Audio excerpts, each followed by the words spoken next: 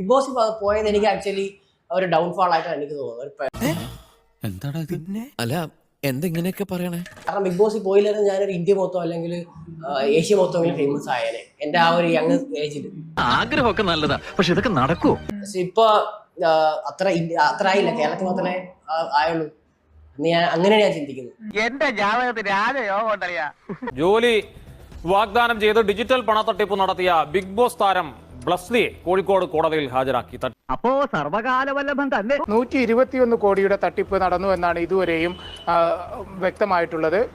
അപ്പൊ ചേട്ടൻ തറയാണല്ലേ? ഈ പണം ക്രിപ്റ്റോ കറൻസി വഴി വിദേശത്തേക്ക് കടത്തിയിരുന്നതിൽ മുഖ്യപ്രതിയായിട്ടുള്ളത് ബ്ലസ്ലിയാണെന്ന് കണ്ടെത്തുകയും അതെന്തിനാടാ പന്നി ഇപ്പൊ പറഞ്ഞതല്ല. ബ്ലസ്ലിയെ കഴിഞ്ഞ ദിവസം ചൈനയിൽ നിന്നും മടങ്ങുന്ന വഴി തിരുവനന്തപുരത്ത് നിന്നും അറസ്റ്റ് ചെയ്യുകയും ചെയ്തത്. ഇനി ഒരു തിരിച്ചുവരവുണ്ടാവില്ല ശശി. ഇവൻ ശരിയല്ല.